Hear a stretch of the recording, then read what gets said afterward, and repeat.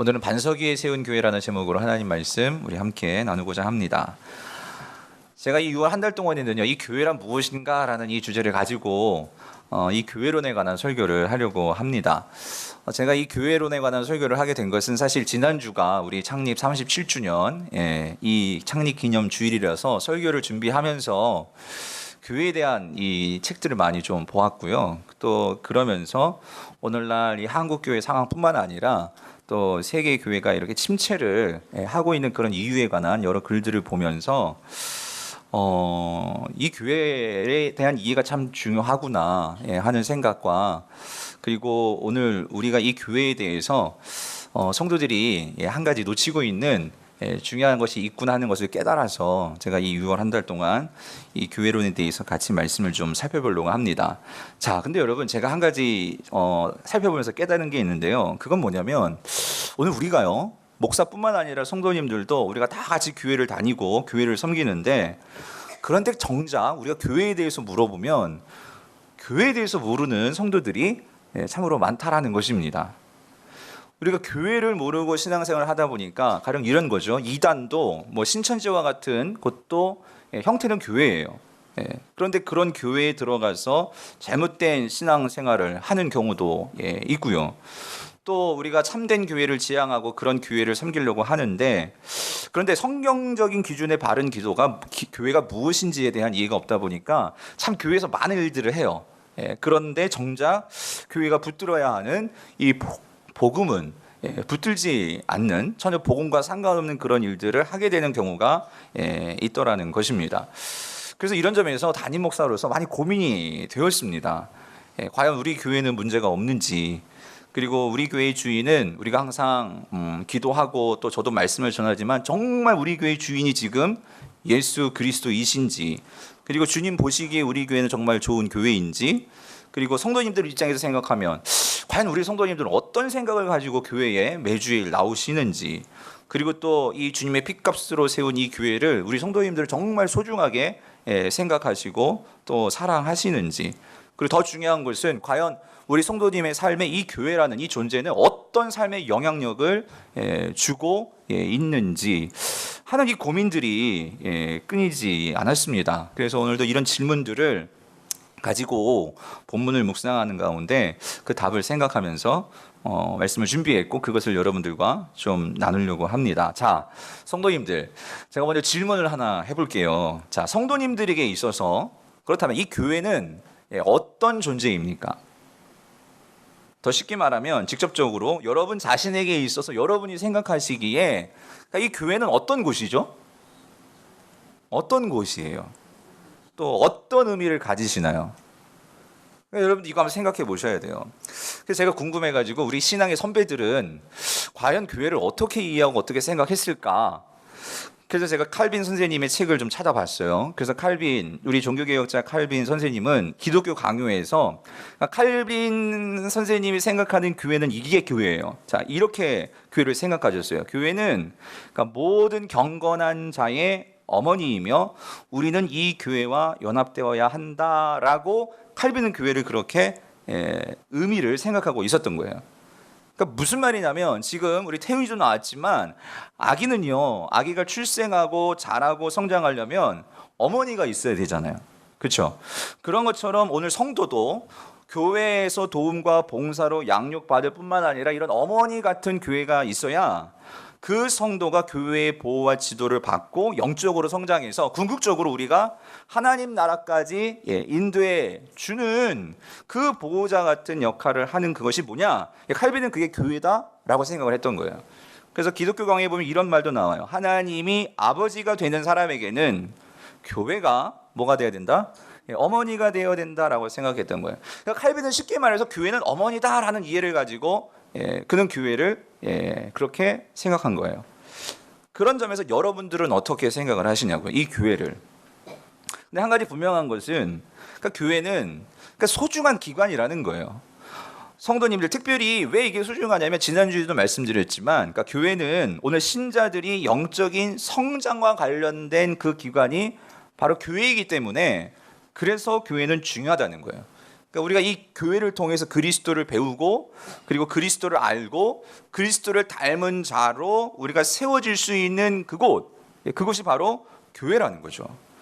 그래서 교회는 우리가 다른 그 어떤 의미보다도 여러분들의 영적인 성장과 또 여러분들의 그 예수님과의 관계를 놓고 생각한다면 이 교회가 가장 중요한 사명이요 가장 중요한 목표로 해야 되는 것은 우리가 예수 그리스도를 닮은 예수 그리스도의 향기를 낼 수 있는 이 하나님의 백성, 하나님의 자녀가 되는 거. 이것이 오늘 이 교회의 목표이고 그리고 이것을 이룰 수 있도록 도와주는 것이 바로 교회다라고 우리가 생각할 수 있다는 것입니다. 그래서 이런 점에서 이 땅에 많은 교회를 세운 우리가 알고 있는 이 사도 바울이요. 사도 바울은 그가 이 교회를 놓고 성도들을 섬기는 수고의 목적을 그는 이렇게 갈라디아서 4장 19절에서 말씀하고 있습니다. 우리 같이 한번 읽어볼게요. 시작. 나의 자녀들아 너희 속에 그리스도의 형상을 이루기까지 다시 너희를 위하여 해산하는 수고를 하니. 자, 여기도 보면 알 수 있겠지만 그러니까 사도 바울이 자신이 그리고 교회가 성도를 위해서 하는 역할은 그 목적은 뭐라는 거예요? 성도 안에 뭐가 이루어지는 거? 그리스도의 형상이 이루어지는 거. 이거를 이루기 위해서 내가 교회를 세우는 것이고 교회가 있어야 한다는 거예요. 쉽게 말하면 예수 그리스도를 어떻게 해요? 닮도록. 예수 그리스도 같이 살도록. 그래서 이 일을 위해서 바울은 이렇게 표현했죠. 어떤 수고요?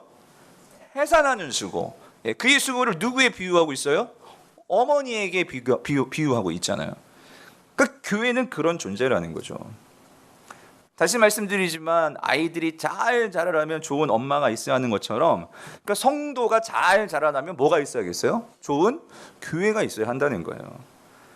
그래서 이런 점에서 여러분들이 이 땅에서요 성도라면 신자라면 좋은 교회를 만난다는 것은 큰 축복입니다.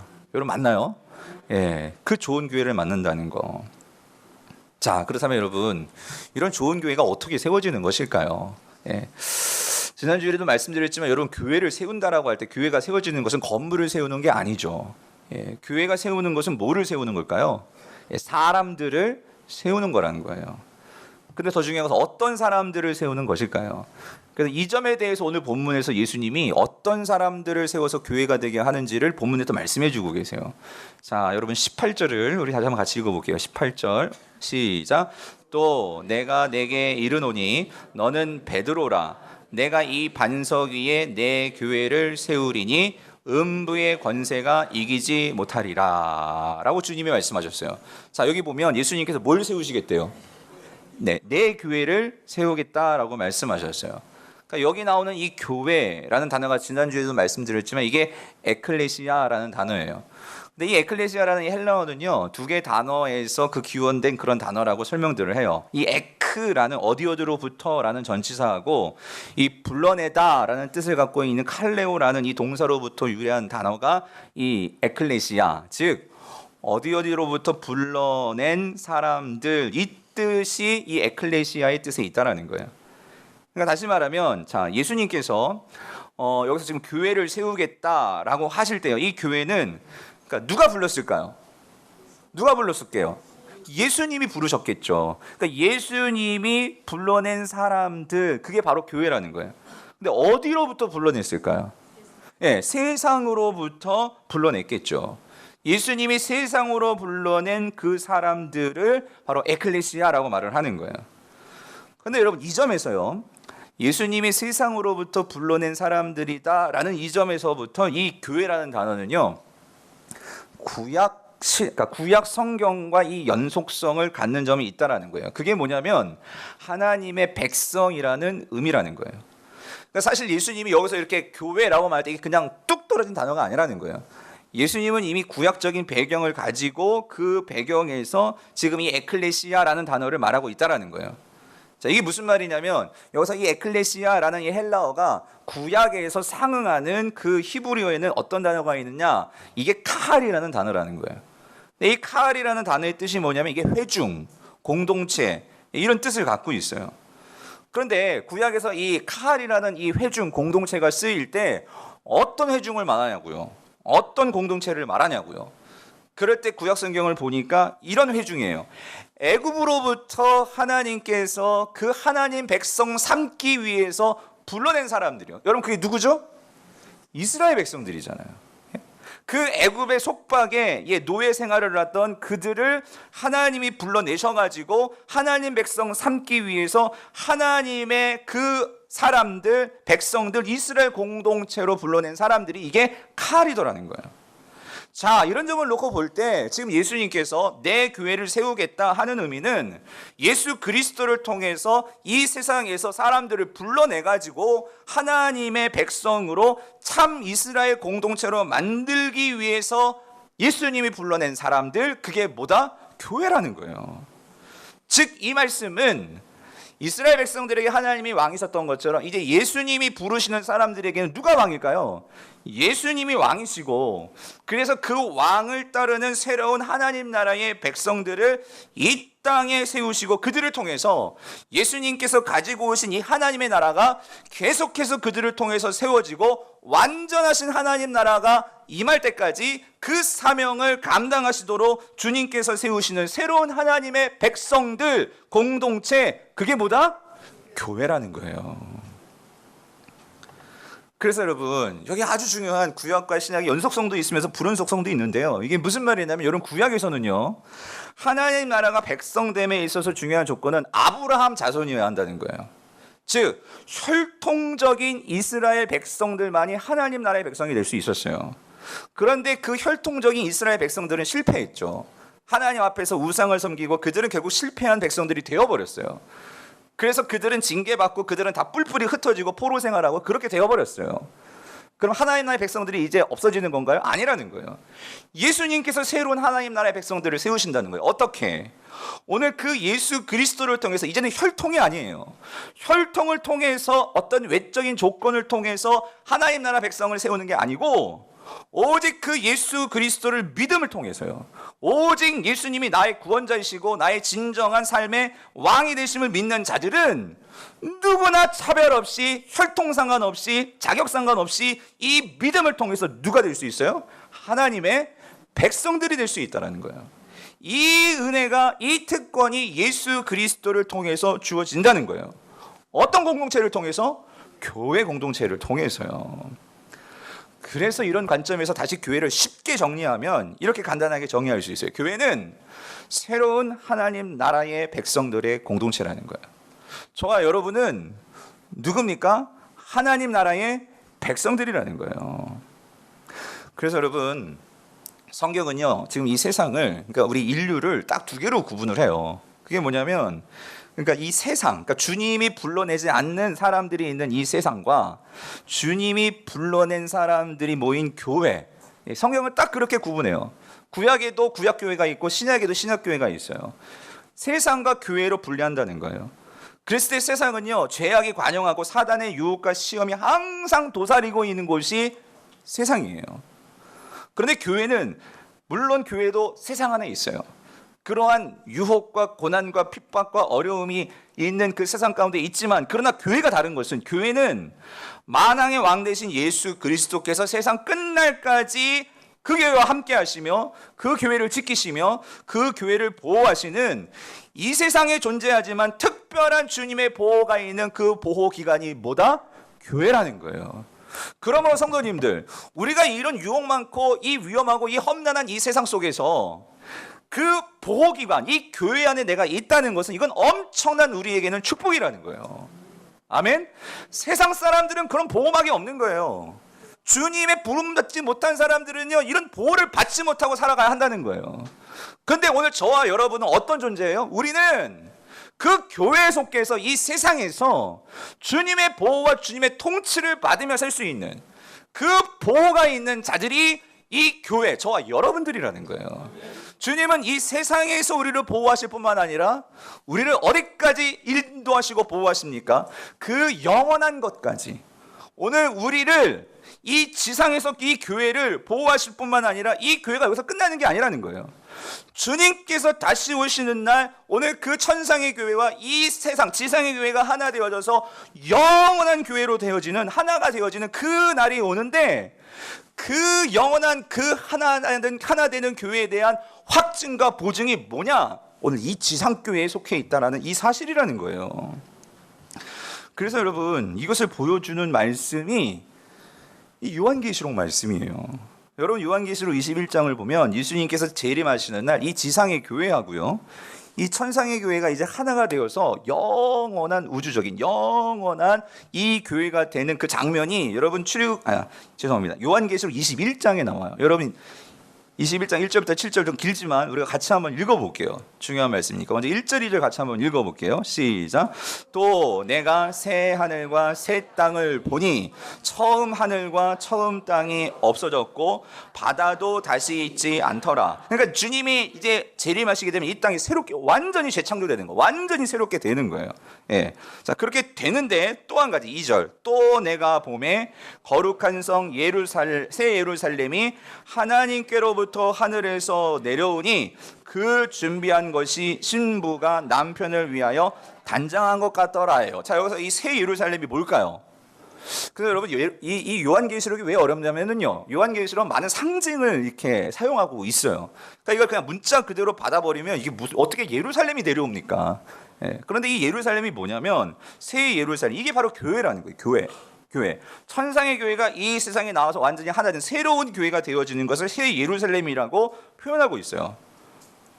목사님 그걸 어떻게 알아요? 알죠. 왜냐하면 요한계시록에서는 그 요한이 사용하는 특정한 상징적인 그 의미들이 곳곳에 보여요. 그런데 요한계시록에서 이 요한은요 그 교회를 뭐로 비유해서 상징하면 뭐로 비유할까요? 신부요, 신부. 거룩한 신부. 그럼 신랑은 누구예요? 예수 그리스도가 신랑 되시고 그 성도들인 교회는 뭐가 돼요? 신부가 되는 거예요. 즉 여기서 이 새 예루살렘이 바로 그 교회라는 거예요. 교회. 자, 그 교회가 이제 완전히 지상교회와 천상교회 그 성도들이 하나 되어서 완전한 교회가 되어지는 그 모습을 보여주는 거예요. 근데 그렇게 되면 어떤 일이 벌어지냐면 3절이에요. 3절. 같이 읽어보죠. 내가 들으니 보좌에서 큰 음성이 나서 이르되 뭐라? 하나님의 장막이 사람들과 함께 있음에 하나님이 그들과 함께 계시리니 그들은 하나님의 백성이 되고 하나님은 친히 그들과 함께 계셔서요. 이게 놀라운 거예요. 여러분 지금 이 지상교회는요 하나님을 믿고 하나님이 영적으로 함께 하시지만 하나님이 진짜 여기 계시나요? 그러니까 진짜 우리가 눈에 보일 정도로 그러니까 같이 함께 계시는 건 아니잖아요. 예.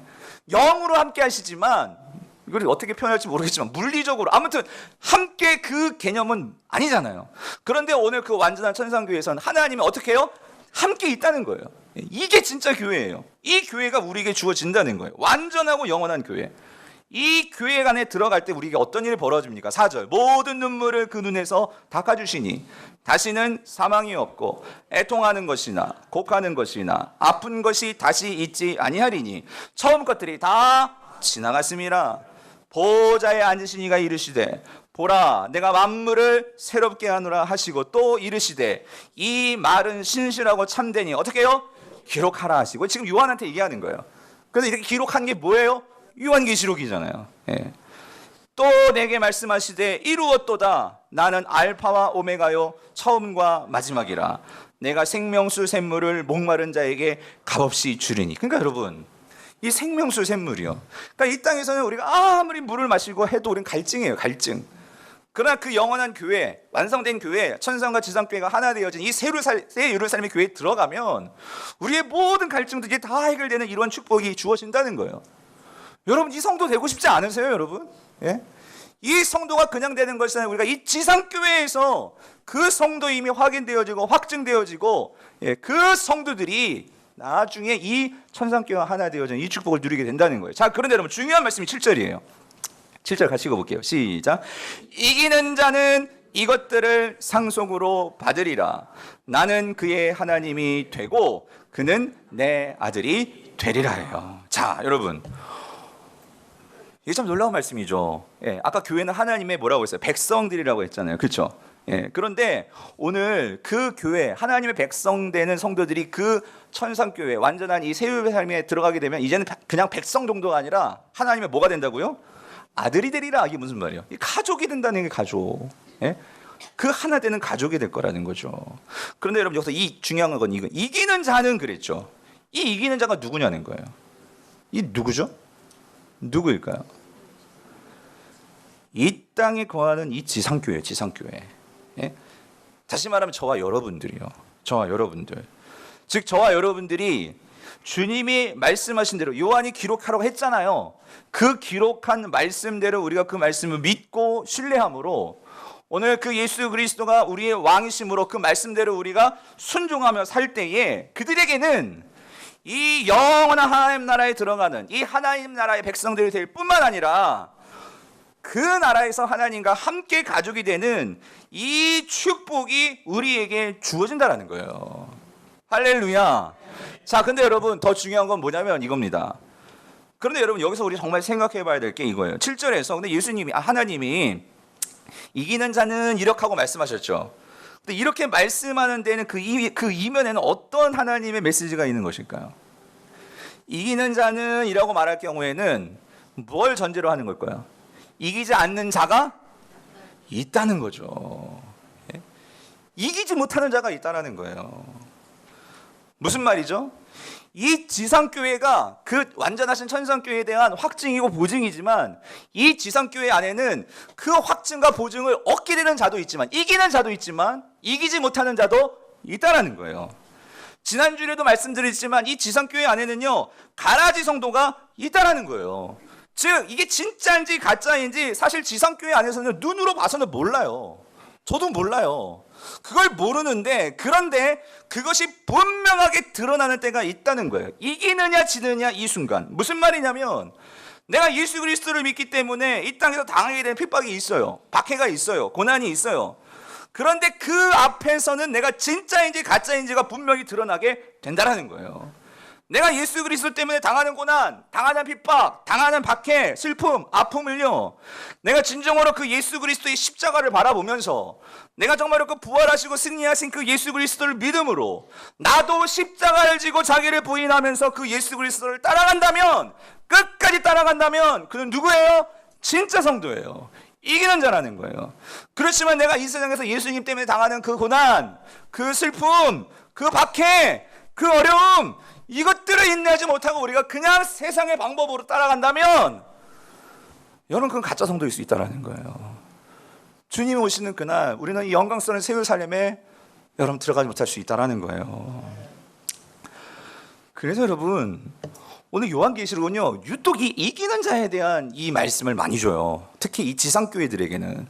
이건 여러분이 좀 직접 찾아봤으면 좋겠어요. 여러분 요한계시록 2장 3장을 한번 펴보세요. 2장 3장을 펴보면 거기 나오는 소아시아 7교회는 이 지상교회에 대한 대표교회들이에요. 대표교회들.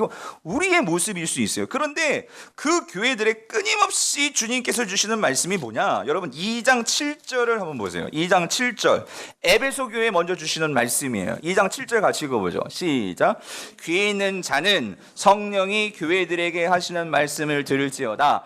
이기는 그에게는 내가 하나님의 낙원에 있는 생명나무의 열매를 주어 어떻게 해요? 먹게 하리라 라고 말씀하셨어요. 서머나 교회 보죠. 여러분 11절 보세요. 2장 11절 같이 읽어볼게요. 귀 있는 자는 성령이 그들에게 하시는 말씀을 들을지어다. 누구?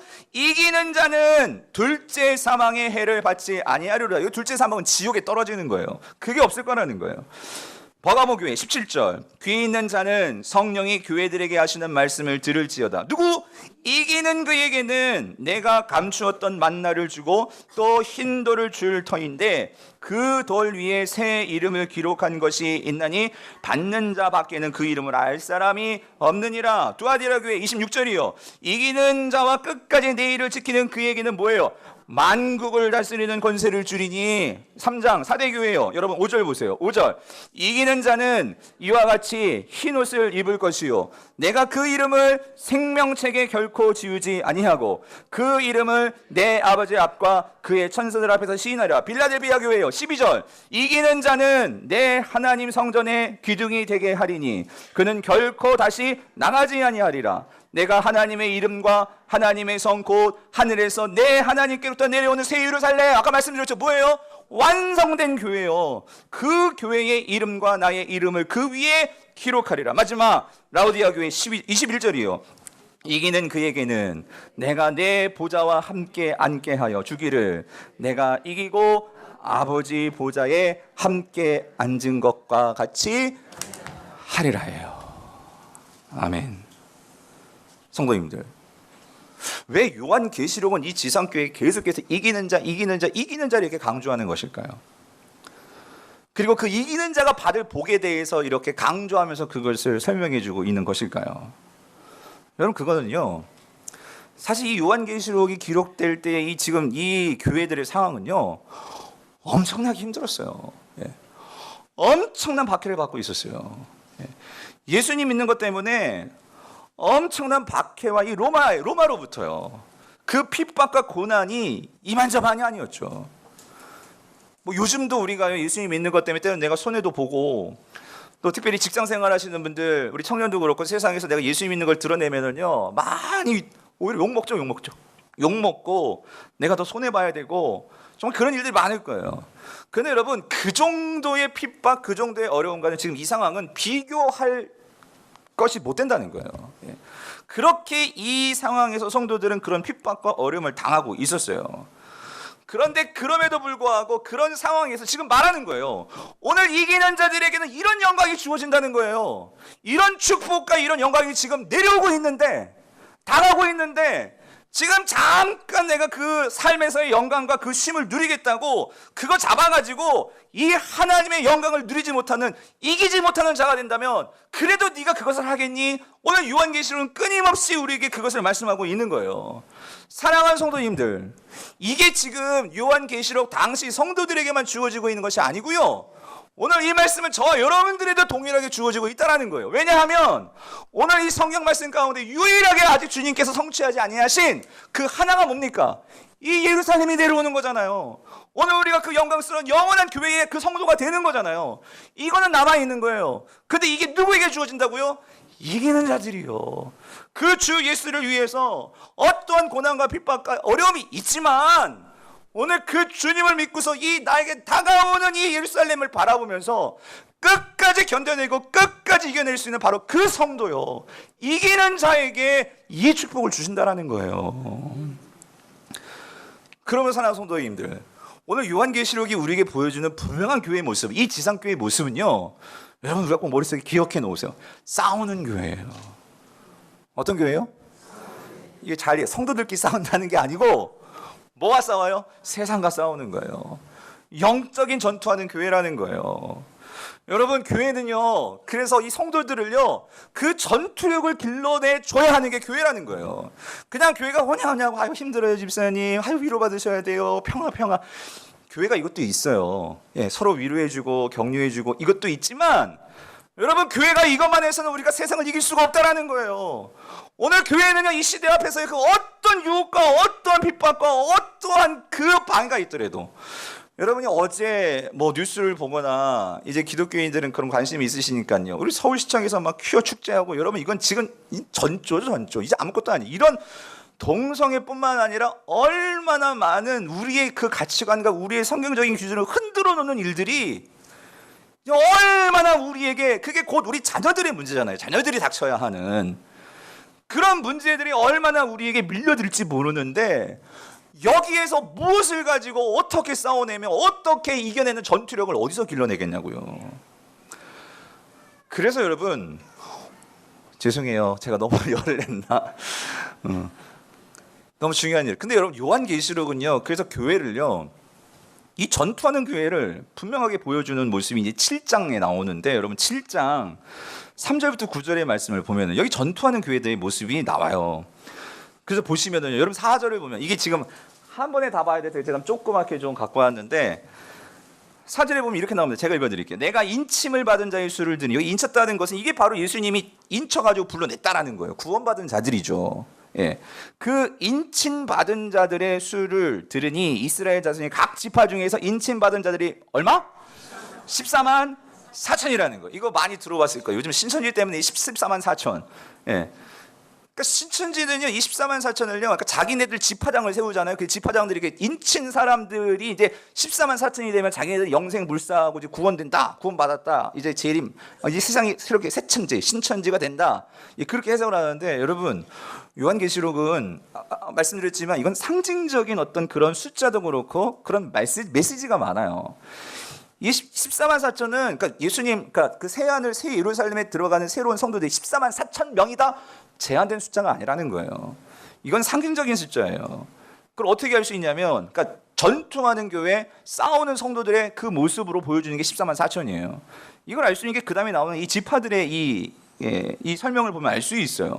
자, 5절에 보면, 그래서 잘 보세요. 어떻게 14만 4천이 만들어지는지 보세요. 유다 지파 중에 인침을 받은 자가 1만 2천이요.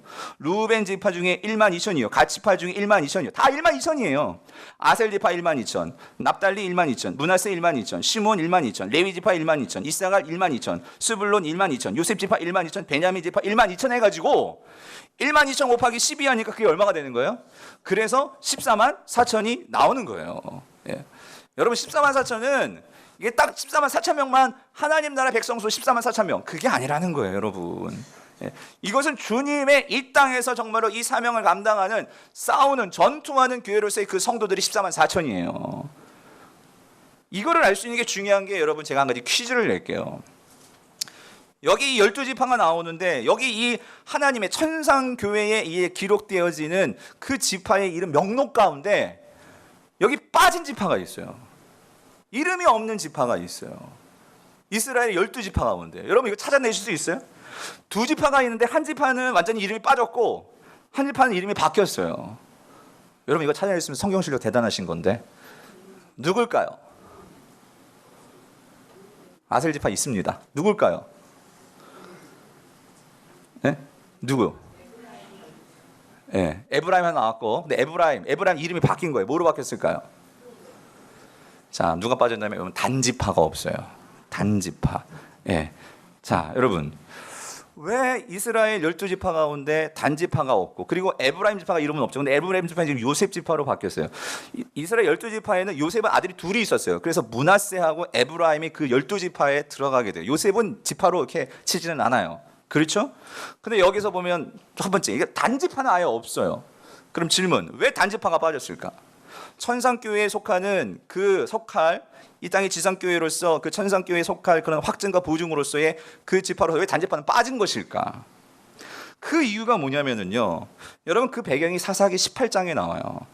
이스라엘이요, 여러분 출애굽을 하고 나서 모세하고 여호수아가 땅 분배를 해줬어요. 각 지파에게 땅 분배를 해줬어요. 여러분 잘 아시겠지만 가나안은 빈 땅이 아니었죠. 가나안 일곱 족속이 살고 있는 땅들이었어요. 그래서 이스라엘 지파들의 사명은 뭐냐면 그들과 싸워서 그 가나안 민족들을 진멸하고 하나님 나라를 세우는 거였어요. 자, 근데 여러분 잘 보세요. 지도를 한번 보세요. 하나님께서 단지파에게 허락하신 땅이 어디냐면, 자 여기 보시죠. 단, 여기가 단이에요. 근데 여러분 잘 보세요. 그 옆에 누가 있었냐면, 누가 있었을까요? 블레셋이 있었다라는 거예요. 단지파가 싸워가지고 물리쳐야 하는 것은 블레셋이었어요. 근데 여러분 잘 아시겠죠? 이 블레셋은요 원래 기원이 해양 민족이에요. 싸움 잘하는 민족이에요. 그러니까 이 단지파가 싸워보지도 않고 쫄아버린 거예요. 그리고 블레셋이 실제적으로 많이 괴롭혔어요, 단을.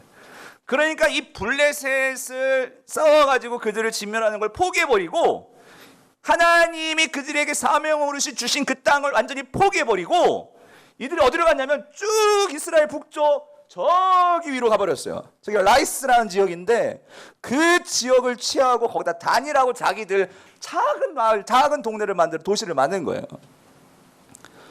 성도님들 잘 보세요. 지금 우리가 사무엘상을 묵상하고 있는데 지금 이스라엘이 지금 누구 때문에 그렇게 고생하고 있죠? 누구 때문에? 블레셋이에요. 만약에 단이 이때 블레셋을 쳐부쉈다면 이스라엘 역사는 또 어떻게 달라질지 몰라요. 예. 오늘 하나님께서 요한계시록은 이거를 기억하고 있는 거예요. 그 천상교회에 속하지 못하는, 왜 단의 이름이 빠졌을까? 뭘 말하죠? 오늘 주님이 이 땅에서 내가 감당하고 싸워야 할 그 사명을 포기해버린 그 싸움 없는 이 하나님 나라를 기업으로 절대로 주지 않으신다는 거예요.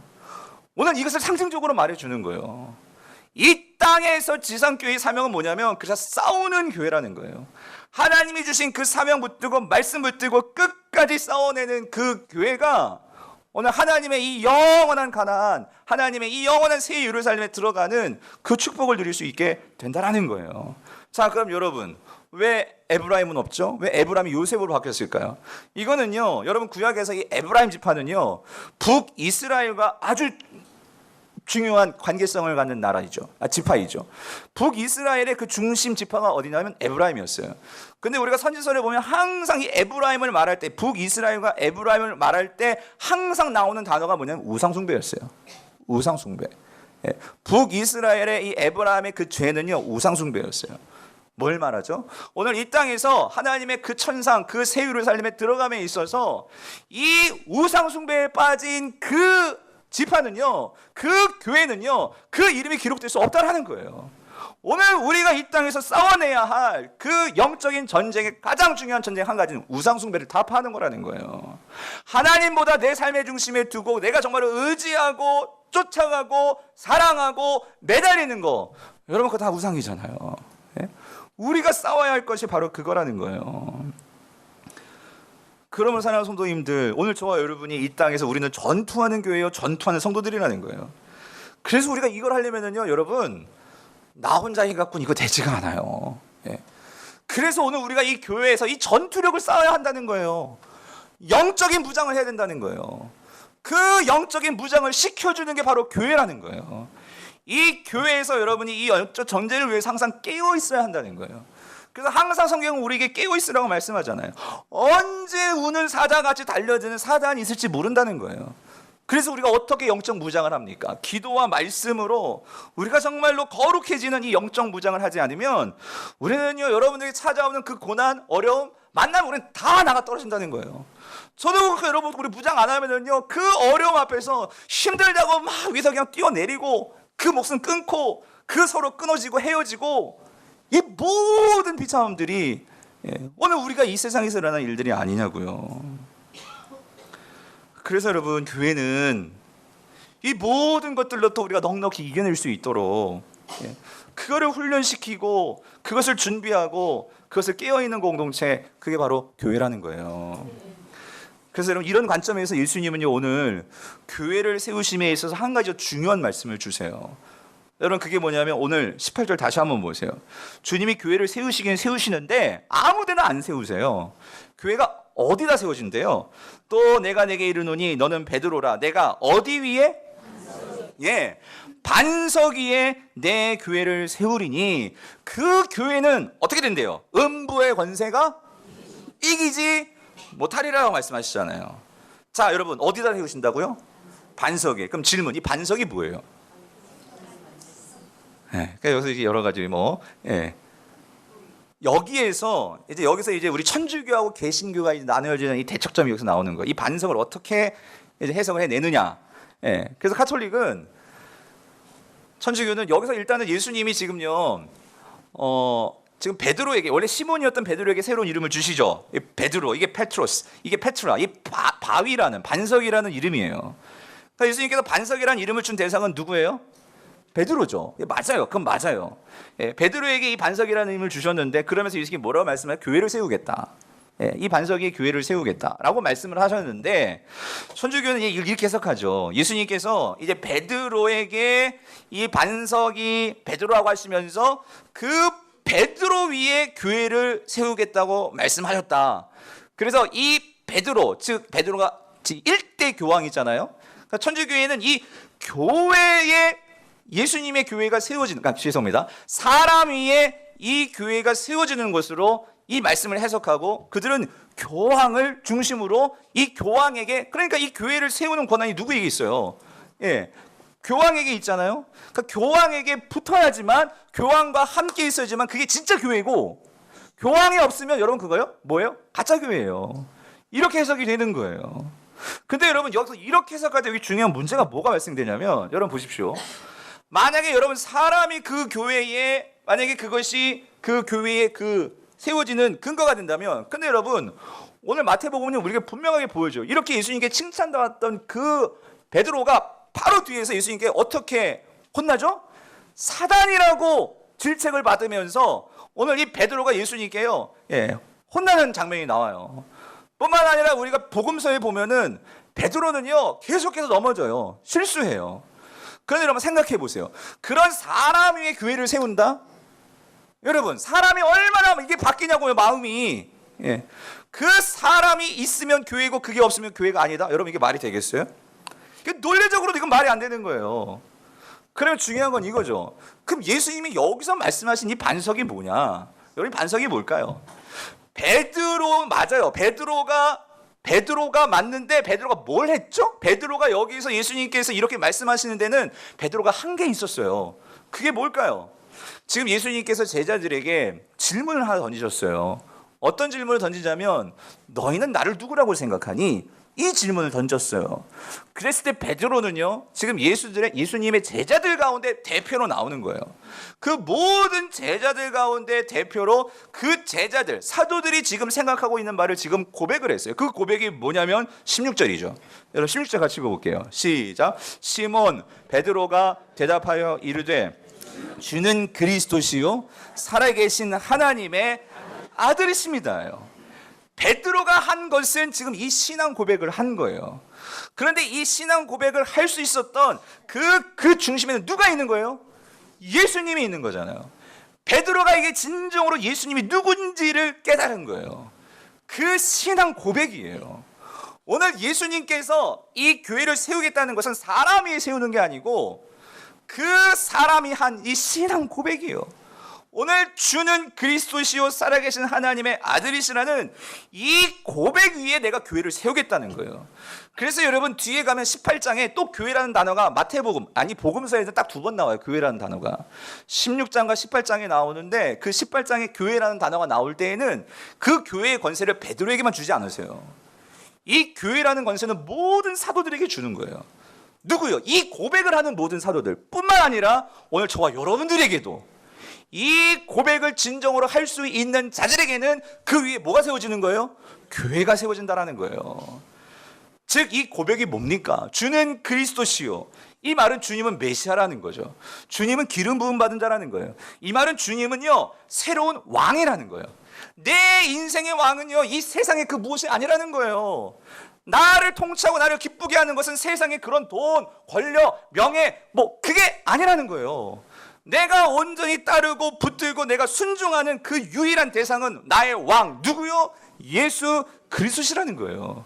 이 고백이 주는 그리스도예요. 그런데 여러분 이 고백은요 참 많은 위험성을 갖고 있는 거예요. 이 당시에도. 왜냐하면 여러분 이 당시의 왕은요 누가 왕이죠? 유대인들에게는 헤롯이 왕이었어요. 그리고 실질적으로 로마를 통치해 있었기 때문에 그들의 정치적인 실질적인 통치자 왕은 누구였을까요? 로마 황제였어요. 그런데 그러한 상황 속에서 내가 예수를 왕으로 모신다는 것은 만약에 이런 생각을 가지고 세상에 나가서 돈 벌고 장사한다? 사람들은 다 세상 앞에 절하고 그 세상의 권력 앞에 내가 손 비비고 다 그렇게 줄 서고 다 따라가는데 내가 예수가 나의 왕이심을 내가 고백하는 사람들은 거기에서 그걸 끊는 거예요. 이건 엄청난 삶의 결단이고 새로운 그 삶의 전환도 이런 전환은 없죠. 이거에 대한 고백이 주는 그리스도시다예요. 근데 여러분 어떻게 이런 고백을 할 수 있겠냐고요. 그 보이는 세상의 왕들과 헤롯 앞에서 로마 왕자 앞에서 어떻게 이런 고백을 할 수 있겠냐고. 이게 보여야 되는 거예요. 뭐가 보여야 될까요? 그는 살아계신 누구요? 하나님의 아들이십니다라는 것을 고백할 수 있어야 된다는 거예요. 여러분 성도가 세상에서 이길 수 있는 것은 이제 이거 없으면 우리 이길 수가 없어요. 하나님은 지금도 살아계셔서 우리의 모든 것을 끝까지 이끌어 가시는 이 살아계신 하나님에 대한 감격과 이거에 대한 믿음이 없으면 우리는 다 세상에 넘어가요. 다 세상에 보이는 큰 것들, 좋은 것들 우리는 다 그거 다 따라가게 돼요. 저도 마찬가지예요. 예? 우리가 주일 예배마다 여러분 이 예배에 뭘 구하십니까? 우리가 이 살아계신 하나님의 신비를 경험하지 않으면 여러분 우리는 다 좋은 차, 좋은 집, 좋은 화려한 그 무엇들 이거에 다 눈 들어가는 게 저와 여러분들 아니냐고요. 오늘 베드로가 이 고백을 할 수 있는 것은 그 살아계신 하나님을 그는 보았기 때문에. 봤잖아요. 그 무리를 걸어가시고 오병이어로 그 하나님의 이 권능, 예수님의 권능을 봤잖아요. 예? 사랑하는 성도님들, 오늘 여기서 우리 한 가지 이거를 분명히 기억하고 이제 설교를 마쳤으면 좋겠어요. 여러분, 우리가 어떻게 이기는 교회가 될 수 있을까요? 우리가 어떻게 이 세상 사람들을 이길 수 있고 이 세상의 이런 공격 앞에서 우리가 어떻게 이길 수 있을까요? 여러분, 그것은요, 오늘 우리 이 신앙이 반석 위에 서 있어야 한다는 거예요. 여러분, 이 반석이 무엇입니까? 내가 예수가 누구인지를 분명히 아는 거예요. 예? 우리가 신앙생활하면서 예수가 누구인지 분명히 모르면은요, 우리는 헷갈려지는 거예요, 세상 속에서. 그런데 그 예수가 누구시라고요? 주는 그리스도시요 살아계신 하나님의 아들이시라는 이 분명한 확신이요. 예? 이 믿음이 있어야지만 우리가 어떤 고난, 어떤 상황, 어떤 형편, 어떤 문제 앞에서도 우리가 흔들리지 않아요. 그러나 여러분, 이 고백이 없으면요, 여러분의 삶의 왕은 누가 될까요? 분명히 내가 될 것이고, 여러분의 삶의 주도권은 누가 쥐고 있을까요? 내가 쥐고 있을 것이고, 살아서 역사의 하나님이요? 아니요. 자꾸만 이렇게 뒤에 이렇게 감추고 싶고 외면하고 싶고 자꾸 간섭하는 게 너무나 귀찮은, 그게 바로 하나님이 될 거란 말이에요. 그래서 여러분, 베드로가 이 고백을 했어요. 근데 여러분, 우리가 한 가지만 더 기억해야 될 거. 베드로가 이 고백을 했다고 이 고백대로 바로 살았을까요? 여러분, 그건 아니에요. 여러분, 베드로가 이 고백을 했는데 이 고백이 삶으로 연결되기 위해서는요, 필요한 게 바로 그게 교회였다는 거예요. 그 교회 공동체에서 그가 말씀을 듣고 기도를 통해서 그 120명의 성도들과 함께 뜨겁게 기도하고 주님께서 주신 말씀대로 순종하고 그 삶을 살았더니, 복음서에서는 그렇게 비겁쟁이고 도망치고 그랬던 베드로인데, 그가 이 초대교회, 이 사도행전의 그 교회 공동체를 통해서 사도행전에 가서 그는 어떻게 돼요? 진정으로 세상 앞에 살아계신 하나님을 보여주고 예수 그리스도가 왕이심을 보여주는 이 이기는 성도가 되었다라는 거예요. 사랑하는 성도님들, 저는 오늘 우리 교회가 이 베드로처럼 진정한 예수 그리스도, 살아계신 하나님, 그 하나님을 고백하면서 오늘 이 세상 앞에서 승리하는 우리 교회 될 수 있기를 간절히 바랍니다. 여러분, 그러려면 이 교회가요, 훈련하는 교회 돼야 되고 말씀 가지고 살아내는 교회 돼야 되고 여러분이 전투력을 길러야 된다는 거예요. 여러분, 이런 점에서 지금요, 남자 우리 순모임 시작하는 것도 참 많이 고민했어요. 왜냐하면 뭐 여러 가지 목사니까, 담임 목사 여러 가지 고민할 수밖에 없죠. 왜냐하면 이제 여자 순모임은 이제 6월 달에 이제 종강하거든요. 근데 지금 시작하면 또 7월 8월 방학인데 이거 어떻게 해야지, 뭐 여러 가지 고민. 그러면 또 2학기 때 시작할까? 그런데 제가 한 가지 교회론을 준비하면서, 이 설교를 준비하면서, 이게 늦추면 늦출수록 되든 안 되든 이게 시작해야지, 뭐 한두 명이 모이더라도 이거 지금 우리가 세상에 이렇게 넉넉고 있다가 다 넘어진단 말이에요. 여러분, 제가 알게 모르게 여러분 가정에 지금 문제 있는 가정들이 있고요, 그것 때문에 부부관계가 안 좋아가지고 지금 힘든 가정도 있고요, 여러분 자녀관계도 그렇고, 그거 어떻게 우리가 그것들을 해결하고 어떻게 이겨나면서 살아갈 수 있겠냐고요. 그래서 여러분, 여자 순모임도 그렇고 남자 순모임도 그렇고 여러분, 그런 거예요. 여러분, 우리가 전투력이 일러야 되는데 전투력이 딴 게 아니라요, 여러분, 우리가 삶 속에서요 이런 거예요. 우리 남자 순모임 모여가지고 또 뭐 세상 얘기 그게 아니고 말씀 가지고 이거를 어떻게 살아내는지를 우리가 배워야 된다고요. 제가 목사지만 신방 다니면서 제가 간접적으로 듣기 때문에 우리 성도들이 세상에서 돈 벌고 세상에서 신앙생활 한다는 것이 얼마나 어려운지를 제가 알아요. 그런데 여러분, 때로는 그런 생각이 들 때도 있어요. 하나님, 제가 너무 답답해가지고, 하나님, 제가 목회 한 1년 정도 만약에 쉬게 해준다면 제가 무슨 택시 운전수를 하든지 진짜 그러면서 정말로 삶 속에서 어떻게 말씀으로 이겨내면서 사는 건지를 제가 한번 진짜 체험하고, 그거를 설교로 뭐 이렇게 막 분석해가지고 이게 아니라 그걸 간증을 하면서 사는 게 훨씬 더, 이게 우리 성도들에게는 이게 더 파워 있지 않을까, 그런 생각이 들 때도 있어요. 근데 여러분, 그렇다고 제가 그럴 수는 없잖아요. 그럼 어떻게 해야 돼요? 우리 장로님과 순장님과 우리 순원들이 정말 삶 속에서 말씀으로 살아봐가지고 이렇게 살았더니 좀 되더구나, 말씀으로 나눠주시고, 근데 이렇게 사니까 잘 안 되던데요? 하면서 그런 것들이 나눠지고 말씀으로 승리한 사람들의 모습을 보면서, 아, 저렇게 살면 이길 수 있겠구나. 여자 순모임도 마찬가지죠. 그 남편 때문에 힘든데 나도 얼마든지 그 남편하고 정말 끝내고 정말 싶었던 마음이 굴뚝 같았는데, 그런데 말씀 가지고 살아봤더니 그래도 하나님께서 지금까지 이렇게 우리 가정을 지켜주셨고 인도해 주신 것이 있는 성도가 그 성도에게, 고민하는 성도에게 그런 삶을 나눌 때 저렇게 하면 되는구나 하는 것들을 우리가 배우면서 이겨내는 법을 배워야 되는데, 오늘 성도들이 전투력이 없어요. 그러니까 그냥 세상 살아가는 대로 그냥 그렇게 보고 살아간다라는 거예요. 여러분 어떻게 되었으면 좋겠습니까?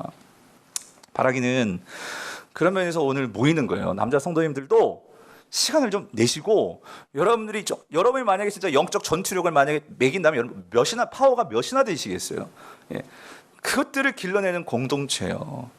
그래서 바라기는 우리 모든 성도님들이 우리 지금 그 새 예루살렘 영원한 승리자들이 들어가는 그곳에 들어가서 면류관 쓰고 그 영광을 누릴 거란 말이죠.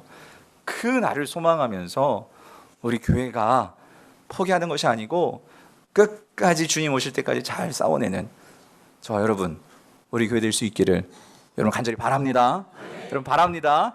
그래서 마지막으로 이 말씀 우리가 같이 읽고 다윗이 고백하는 말씀이에요. 여러분 같이 읽고 마칠게요. 시편 18편 29절 30절 같이 결단하는 마음을 읽겠습니다. 시작. 내가 주를 의뢰하고 적군을 향해 달리며 내 하나님을 의지하고 담을 뛰어넘나이다. 하나님의 도는 완전하고 여호와의 말씀은 순수하니 그는 자기에게 피하는 모든 자의 뭐예요?